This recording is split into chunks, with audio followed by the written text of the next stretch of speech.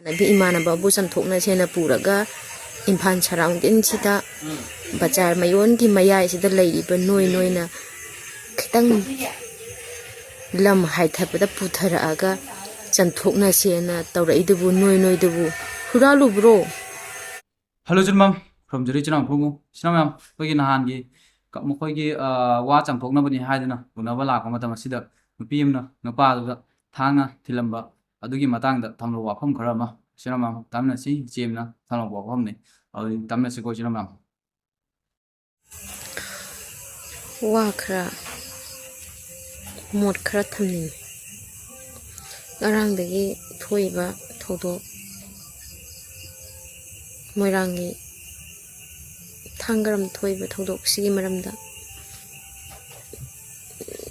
Auba Toto Dudimatanga Kanan Lalino Kanana Sumino Haviti Mapum Oiba Wamachang Oiba Pot Duga Wari Dip Tonadre Rembada a video Lauriba the Haduana Wari Richard Kramalico Hozimon men oiba targets a kaino haragati Tang Tilmi Benupido, Dum Pabere Duga Tang Tilamaga Saminariba Kumbu Laibino Padusuna, Nepino Pado, Adam Paber Moy Anidagi Wang Pango Dum was token Duga Siriba Misaktugi Mutamina Benupidu Dum Pabereko Samatang Sida Low Piripa policing Mato Atomato Bereko Samatang Sida. What is a Quiggy, whatever tabaxin and Nakalum the Tigraga, Quiggy, Mibido, Naminam de the gay kind of what is Emerald the Loja Kidore. Heidi was a Mayagi, Makoki Wado, Rosangraga, Matungi Wado, Pukalaga, Nina Reva, surrounding Sita. Ado Siam Tilaleco, Tabaxia. Bena Kaino, Hiragati, Sisagi Matang Sita, positioning the point, more quick in a hand. Kanoda siluri Japanimitaga gone tabidaga tokiba toki tata quiggy Kadiba quiggy Manipugi press Mimiam Sanghandabagi Iranga toki budugi matanga Aduk Yamna Sound Danaga Tautana Banga Tautana Staka Tautana Tauraga Quiggy Chida Irang Bombula Kagame am Kapna Tauraga Dilisahi Bakara Hala go to the lake, they get them next day that mo sing jamu, Sausan Kipi, they get next day that mo I could get me even pa Aramba, me, Mamuka, Iranga, them Tauragan, Namsilaga, as it 20 minutes to put them play gretana, Tokretana, Adugi, Heidi, Kehaitare, Adugi, Gon Tapigi, Taudog to give point at Ihoamadi Oido neighbor, Manipugi, General this. Heidi Paulo Bachangba mi gaidu Changhantaba Hivesi, a choba iho ama plus imasing a punjilaga, Governor Gigeta, Governor Azoibala Pam Tatu U Atopa, Governor Shilu Hivegi Poinsi, Wahisi, Yamna Chang Toba, Yamna Poilebu Pumse, Mugi Governor Singi, Equity Machum Zaba singing Nakong the Yoreva, Sigi Wahisi, Prazamiam, the Git Togla Avenina. Kari another pointing Namson Bayagi say Susu Nairaga, Delhi the Karajat Kraga, Delhi the Halakiba Kangu to Chak the Lake, the Minna, Tamairaga, Tadora Kare, Tamairaga, Tadorki the Perzata Mukari, Tamibuno, Tam Krabano, Adu Chak the Loisanagre. Amu next day the Mu Arambagi, even a passing a Mupatana Pundanamo. Adugimu, Irang, not Tokana, Su, Lesandana, Loisangre. Ha. I did Matamuna, Mishi, do that, the body who make a mamma, Susu Munis and Logic to Satamu lady. She might told the Sigi Maraxida, Narang Tangagi, the Genkopu or the neighbor. Gone, Genkopu or the Imanaba and Toknasena Puraga, Impan surrounding Sita, Bajar Mayongi Maya is the lady, but noina Kitang Lam Haitapeda Putaraga, ꯆꯝꯊꯣꯛꯅꯁꯦꯅ ꯇꯧꯔꯛꯏꯗꯨꯕꯨ ꯅꯣꯏꯗꯨꯕꯨ ꯍꯨꯔꯥꯜꯂꯨꯕ꯭ꯔꯣ? ꯅꯣꯏ ꯂꯥꯜꯍꯧꯕ ꯌꯥꯎꯔꯨꯔꯕꯣ? ꯅꯣꯏ ꯁꯔꯀꯥꯔꯗꯒꯤ ꯈꯨꯠꯂꯥꯏꯒ ꯃꯨꯜꯂꯨꯔꯕꯣ? ꯑꯗꯩ ꯑꯃꯅ ꯂꯥꯜꯍꯧꯕ ꯑꯣꯏꯕ꯭ꯔꯥ, ꯑꯃꯅ CRPF ꯑꯣꯏꯕ꯭ꯔꯥ, ꯑꯃꯅ Manipur police ꯑꯣꯏꯔꯤꯕ꯭ꯔꯥ, ꯑꯃꯅ CID ꯑꯣꯏꯔꯤꯕ꯭ꯔꯥ, ꯑꯃꯅ ꯀꯩ ꯑꯣꯏꯔꯤꯒꯦ? ꯀꯩꯒꯤꯅꯣ ꯅꯣꯏ ꯃꯈꯥ ꯇꯥꯅ ꯍꯥꯏꯊꯔꯛꯑꯒ ꯋꯥ ꯆꯝꯊꯣꯛꯅꯗꯨꯔꯤꯗꯤ? ꯐꯣꯟꯗ ꯑꯗꯨꯛ ꯆꯝꯊꯣꯛꯅꯔꯒ ꯂꯣꯏꯔꯤ. ꯀꯩꯁꯨ ꯂꯩꯇꯕ ꯄꯣꯠ ꯋꯥꯔꯤ ꯑꯣꯏꯔꯒꯗꯤ ꯀꯩꯗꯧꯕꯒꯤ ꯃꯈꯥ ꯇꯥꯅ ꯍꯥꯏꯊꯔꯛꯑꯒ ꯆꯝꯊꯣꯛꯅꯕꯩ ꯀꯩ ꯗꯔꯀꯥꯔ ꯂꯩꯒꯦ? ꯀꯩ ꯑꯥꯊ꯭ꯔꯅꯣ? ꯅꯣꯏ ꯀꯌꯥꯝ ꯂꯤꯡꯃꯤꯅꯣ, ꯀꯌꯥꯝ ꯐꯥꯎꯕ, ꯀꯌꯥꯝ ꯒꯦꯡ ꯈꯨꯄꯨ, ꯅꯣꯏꯒꯤ ꯃꯅꯤꯡꯗ ꯒꯦꯡ ꯈꯨꯄꯨ ꯀꯌꯥꯝ ꯂꯩꯒꯦ? ꯃꯤꯗꯨꯕꯨ ꯆꯝꯊꯣꯛꯅꯔꯒ ꯑꯗꯒꯤ ꯏꯆꯝ ꯆꯝꯅ ꯅꯃꯥꯟꯅꯕꯤ ꯀꯣꯂꯦꯖꯀꯤꯇ ꯄꯨꯜꯂꯛꯄꯅꯦ, ꯁꯨꯝ ꯏꯃꯥꯟꯅꯕꯤ ꯉꯥꯛꯇ ꯄꯨꯜꯂꯛꯄꯅꯦꯁꯨ ꯍꯥꯏꯔꯦ. ꯑꯗꯨꯒ ꯅꯊꯃꯣꯏꯁꯤꯡꯗꯨꯗ ꯉꯥꯏꯍꯥꯛ ꯁꯥꯎꯅꯤꯡꯕꯒꯤ ꯍꯣꯏ ꯈꯨꯠꯅ ꯊꯥꯅꯔꯣ ꯌꯥꯔꯦ. ꯄꯦꯟꯗꯕꯒꯤ ꯅꯆꯤꯟ ꯀꯟꯅꯔꯣ, ꯈꯨꯝꯅꯔꯣ, ꯅꯃꯥ ꯅꯄꯥ ꯄꯨꯊꯣꯛꯅꯒꯦꯔꯥ, ꯑꯍꯜ ꯂꯃꯟ ꯄꯨꯊꯣꯛꯅꯒꯦꯔꯥ, ꯄꯣꯛꯇꯕ ꯄꯨꯊꯣꯛꯅꯒꯦꯔꯥ ꯇꯧꯅꯔꯣ ꯌꯥꯔꯦ. ꯑꯗꯣ ꯊꯥꯡ ꯇꯦꯟ ꯈꯨꯠꯁꯨ ꯈꯨꯠꯂꯥꯏꯃꯛ ꯌꯥꯎꯔ ꯐꯨꯅꯕꯗꯗꯤ ꯅꯣꯏꯒꯤ ꯁꯥꯏꯀꯣꯂꯣꯖꯤꯗꯣ ꯀꯩꯅꯣꯝꯃ ꯂꯥꯛꯑꯗꯔꯣ ꯀꯣꯛꯇꯣ. ꯑꯗꯨꯒꯤ ꯀꯣꯛꯇꯣ ꯂꯩꯇꯥꯔꯒꯗꯤ ꯂꯥꯛꯑꯣ ꯑꯥꯗ ꯆꯤꯡꯗ ꯌꯦꯛꯅꯕꯒ ꯑꯣꯏꯅ ꯇꯧꯅꯕꯅ ꯐꯠꯇ꯭ꯔꯣ? ꯑꯗꯒꯤ ꯅꯨꯄꯤ ꯅꯪꯁꯨ ꯅꯨꯄꯥ ꯅꯪꯁꯨ ꯅꯣꯏ ꯂꯣꯏꯅꯃꯛ ꯀꯩꯅꯣ, ꯅꯣꯏ ꯀꯌꯥꯝ ꯐꯥꯎꯕ ꯃꯤꯅꯣ? ꯅꯣꯏ ꯀꯌꯥꯝ ꯍꯥꯏꯗꯤ ꯀꯩꯁꯨ ꯅꯠꯇꯕ ꯇꯦꯟꯁꯤꯟꯕ ꯂꯣꯏꯁꯟꯅꯕ ꯌꯥꯕ ꯄꯣꯠꯇꯨꯗ ꯅꯣꯏꯅ ꯏꯆꯝ ꯆꯝꯕ ꯀꯩꯁꯨ ꯄ꯭ꯔꯣꯕ꯭ꯂꯦꯝ ꯂꯨꯗꯕ ꯀꯟꯗꯤꯁꯟ ꯑꯣꯏꯇꯥꯔꯒꯗꯤ ꯍꯣꯇꯦꯜ ꯑꯃꯗ ꯆꯥ ꯒ꯭ꯂꯥꯁ ꯑꯃ ꯊꯛꯃꯤꯟꯅꯔꯒ ꯑꯆꯥꯄꯣꯠ ꯃꯆꯦ ꯑꯃ ꯆꯥꯃꯤꯟꯅꯔꯒ ꯆꯝꯊꯣꯛꯅꯕ ꯀꯩꯁꯨ ꯀꯥꯏꯗꯦꯅ. ꯀꯩꯒꯤꯅꯣ ꯑꯗꯨꯛ ꯂꯥꯞꯅ ꯂꯥꯛꯑꯒ ꯃꯤꯗꯨꯕꯨ ꯍꯥꯠꯇꯣꯛꯑꯒꯦꯅ ꯄꯨꯊꯔꯛꯏ ꯅꯠꯇ꯭ꯔꯣ? ꯑꯗꯣ ꯍꯥꯠꯇꯣꯛꯑꯒꯦꯅ ꯄꯨꯊꯔꯛꯑꯗꯤ ꯃꯤꯗꯣ ꯑꯃꯨꯛ ꯍꯥꯠꯇꯣꯛꯏꯕ ꯃꯤꯗꯣ ꯅꯣꯏ ꯑꯗꯨꯝ ꯄꯨꯔ ꯆꯠꯈꯤꯕ ꯀꯩꯗꯧꯒꯦ? ꯑꯗꯨ ꯁꯥꯏꯗ ꯑꯃꯨꯛ ꯄꯨꯊꯔꯛꯑꯒ ꯑꯃꯨꯛ ꯋꯥꯍꯪ ꯄꯥꯍꯪ ꯇꯧꯗꯦ. ꯋꯥꯁꯦ ꯅꯥꯀꯜ ꯑꯃꯗ ꯆꯠꯂꯦꯕ. ꯍꯥꯠꯂꯤꯕ ꯅꯣꯏꯗꯣ ꯍꯥꯟꯅ ꯄꯨꯂꯤꯁꯅ ꯐꯥꯒꯗꯕꯩ ꯃꯍꯨꯠꯇ ꯚꯤꯗꯤꯑꯣ ꯂꯧꯔꯤꯕ ꯃꯤꯗꯨ ꯄꯨꯂꯤꯁꯅ ꯐꯥꯅꯤꯌꯦ. ꯑꯗꯩ ꯋꯥꯔꯤꯗꯣ ꯑꯃꯔꯣꯝꯗ ꯆꯠꯂꯦꯕ. ꯅꯠꯇꯦ ꯁꯤ ꯇꯥꯕ ꯌꯥꯔꯤꯕꯕ? ꯀꯔꯤ ꯃꯊꯣꯡ ꯃꯔꯝ ꯈꯪꯗꯕ ꯊꯕꯛꯇꯣ ꯌꯥꯝ ꯇꯧꯋꯦꯕ. ꯃꯊꯣꯡ ꯃꯔꯝ ꯈꯪꯗꯕ ꯒ꯭ꯌꯥꯟ ꯃꯦꯟ ꯇꯥꯗꯕ ꯊꯕꯛꯇꯣ ꯇꯧꯋꯤꯗꯣ ꯀꯩꯒꯤꯅꯣꯕ? ꯑꯗꯨꯒꯤ ꯑꯗꯨꯛ ꯌꯥꯝꯅ ꯐꯠꯇꯕ ꯁꯥꯏꯀꯣꯂꯣꯖꯤꯗꯨ ꯅꯍꯥꯟꯈꯩ ꯀꯥꯏꯗ ꯊꯝꯃꯨꯒꯦ? ꯑꯗꯨꯒꯤ ꯐꯠꯇꯕ ꯁꯥꯏꯀꯣꯂꯣꯖꯤꯗꯨ ꯑꯗꯨꯒꯤ ꯀꯣꯛꯇꯣ ꯄꯨꯊꯣꯔꯛꯑꯒ ꯅꯍꯥꯟꯈꯩ ꯇꯧꯔꯤꯕ ꯂꯩꯕꯥꯛꯀꯤ ꯑꯁꯨꯛ ꯀꯜꯂꯕ ꯏꯔꯥꯡꯁꯤꯗ ꯀꯔꯤꯒꯤ ꯀꯣꯛꯇꯣ ꯄꯨꯊꯣꯛꯄ ꯉꯝꯗꯦ? ꯀꯩꯁꯨ ꯅꯠꯇꯕ ꯅꯁꯨꯡ ꯅꯃꯥꯟꯅꯕꯤ ꯇꯤꯟꯅꯔꯤꯕ, ꯍꯣꯏ ꯅꯣꯏ ꯀꯣꯏꯅꯔꯝꯕ ꯌꯥꯏ, ꯀꯣꯏꯅꯔꯝꯗꯕ ꯌꯥꯏ, ꯅꯨꯡꯁꯤꯔꯝꯗꯕ ꯌꯥꯏ. ꯑꯗꯨꯒꯨꯝꯕꯒꯤ ꯃꯔꯛꯇꯗꯤ ꯑꯗꯨꯛ ꯐꯠꯇꯕ ꯀꯣꯛꯇꯣ ꯄꯨꯊꯣꯛꯄ ꯉꯝꯃꯦꯕ. ꯑꯁꯨꯛ ꯆꯥꯎꯕ ꯂꯩꯕꯥꯛꯀꯤ ꯏꯔꯥꯡ ꯊꯣꯛꯏꯕ, ꯑꯁꯨꯛ ꯋꯥꯅꯔꯕ ꯃꯔꯛꯁꯤꯗꯤ ꯅꯣꯏ ꯃꯁꯦꯟ ꯆꯨꯡꯁꯤꯟꯅꯔꯒ ꯀꯣꯛꯇꯣ ꯄꯨꯊꯣꯛꯅꯔꯒ ꯀꯔꯤ ꯆꯥꯎꯈꯠ ꯊꯧꯔꯥꯡ, ꯀꯔꯤ ꯐꯠꯇꯕ ꯂꯧꯁꯤꯡ ꯃꯤꯇꯣꯞꯇ ꯀꯔꯤ ꯋꯥꯍꯩ ꯍꯥꯏꯁꯤꯒꯦ ꯍꯥꯏꯕꯗꯤ ꯋꯥꯈꯜꯗꯨ ꯊꯣꯛꯃꯣꯏꯅꯦ. ꯅꯣꯏ ꯃꯁꯦꯟꯗꯗꯤ ꯑꯗꯨꯛ ꯊꯤꯕ ꯐꯠꯇꯕ ꯂꯧꯁꯤꯡꯗꯨ ꯄꯨꯊꯣꯛꯑꯒ ꯇꯧꯅꯔꯤꯕꯅꯦꯕ. Good idea. ꯌꯥꯏ, ꯀꯣꯛꯇ ꯌꯥꯏꯑꯕ. ꯑꯗꯒꯤ ꯑꯃꯁꯨ ꯐꯔꯦ, ꯅꯨꯡꯁꯤꯅꯕ ꯑꯣꯏꯔꯣ ꯅꯨꯡꯁꯤꯅꯗꯕ ꯑꯣꯏꯔꯣ, ꯅꯣꯏ ꯃꯅꯨꯡꯗ ꯅꯨꯡꯁꯤꯅꯔꯝꯃꯦ ꯍꯥꯏꯗꯤ ꯈꯔ ꯑꯃꯅ ꯑꯥꯗꯗꯤ ꯂꯣꯏꯍꯧꯔꯦ, ꯃꯤꯒꯤ ꯆꯦꯅꯦꯜꯗꯗꯤ ꯂꯣꯏꯍꯧꯔꯦ. ꯑꯦꯛꯁ ꯒꯔꯜꯐ꯭ꯔꯦꯟꯒꯤꯗꯃꯛꯇ ꯅꯨꯄꯤ ꯑꯃꯅ ꯊꯥꯡꯅ ꯊꯤꯜꯂꯦ, ꯑꯗꯨ ꯇꯧꯔꯦ ꯑꯗꯥ ꯇꯧꯔꯦꯅ ꯂꯣꯏꯍꯧꯔꯦ. ꯄꯣꯁꯇꯗꯤ ꯃꯤ ꯃꯌꯥꯝꯗꯤ ꯅ꯭ꯌꯨꯁ ꯆꯦꯅꯦꯜꯗ ꯀꯩꯗꯗꯤ ꯂꯣꯏꯍꯧꯔꯦ. ꯌꯦꯛꯅꯕꯁꯤꯡꯅ ꯂꯣꯏꯍꯧꯔꯦ. ꯑꯗꯨ ꯅꯣꯏ ꯅꯨꯡꯁꯤꯅꯒꯦꯔꯥ ꯐꯔꯦ.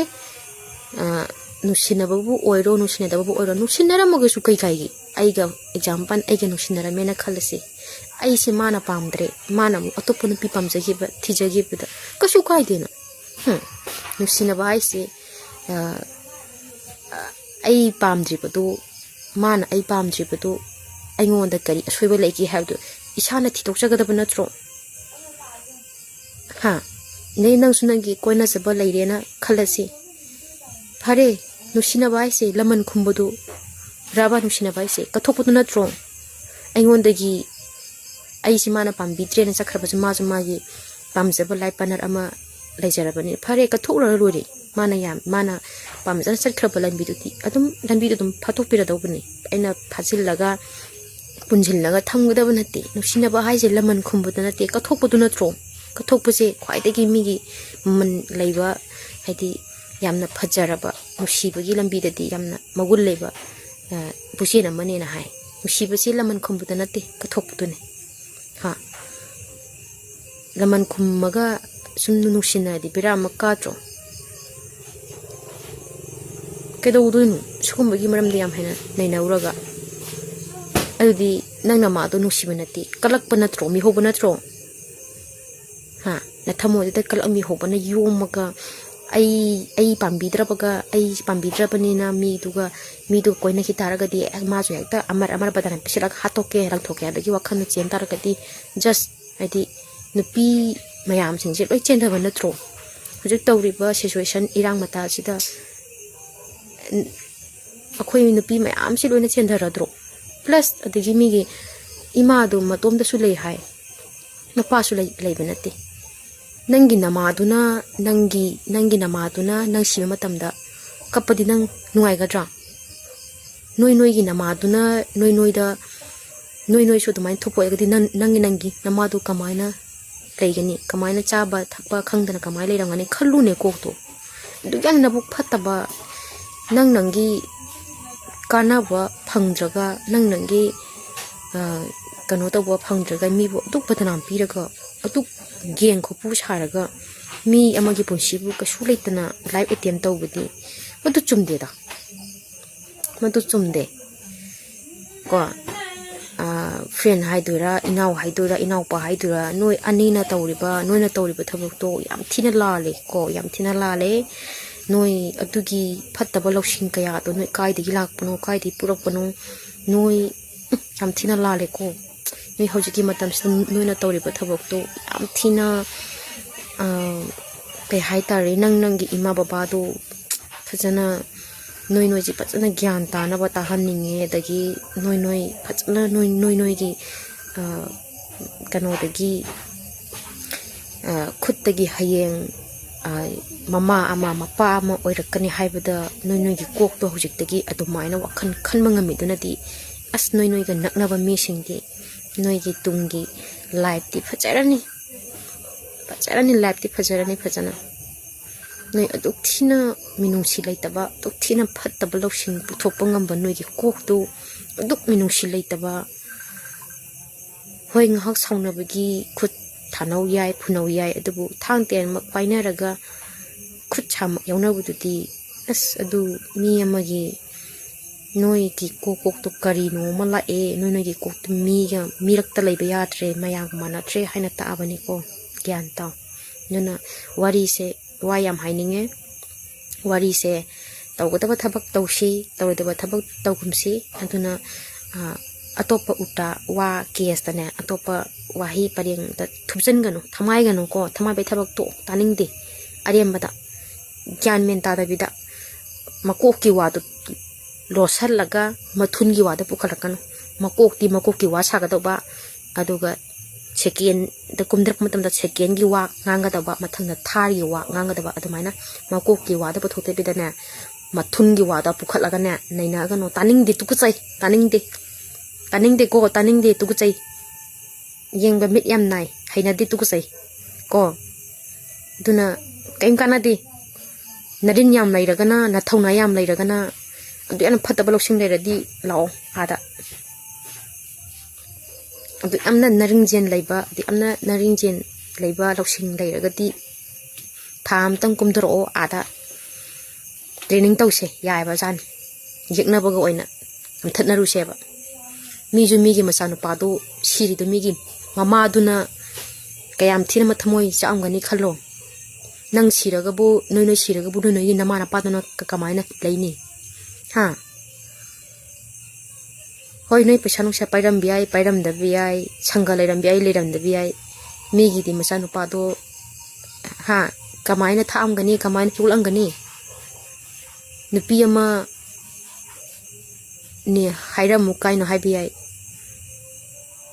nupi mi nupa ama sibabudi nupi ama nupa ama sibabudi nupi chama sibani na bidu leitro ha adu yo sumaina ga nang na dumaina ga nabu ko am phatta balok singla adi akhoi ama nupa ama sidi mata akhoi tara oina sijagi haiba wakhalon do chenmina se ko just like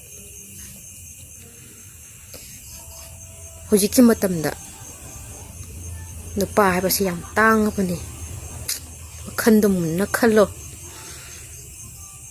nupa ma sigi do bugi muhutta nupi tara oina thoklaga sibana phai haibase wakhanda muna khanthaminasi ko asum arando sum thoknaraga loire bai bundu handshake tawnaraga hi friend nana si langi bai na selang ma sum thokna loire kai kanadage maduda awai khum tawnaraga yekna batawna gaman khumdiya dena khanaradi psychology da ku amala adro ta adraba dok phataba nabu yam phataba losim puthuknaraga geng khu pu sagano misang changa khumnagano singsep thanagano yaningde ndu yana minu silaitaba thabak sana silenda taw aduga mi mangde yataraga siraba mibu paksarani mata kum badanam pibidi taw kanu ko nang nupi nupani tungi yumburian oiba yumburian bi ama oirakani haina khallubda noi yam thi ikai ni ngai ni hujiki matam sida adu kyana badanam piba ngamba adu kyana minushi yaudaba kadai di puthurak pa kok phattabno haibado nasana sado amtang hangkatna yengaga doktor da layeng haning bagi apam lay. Thank you.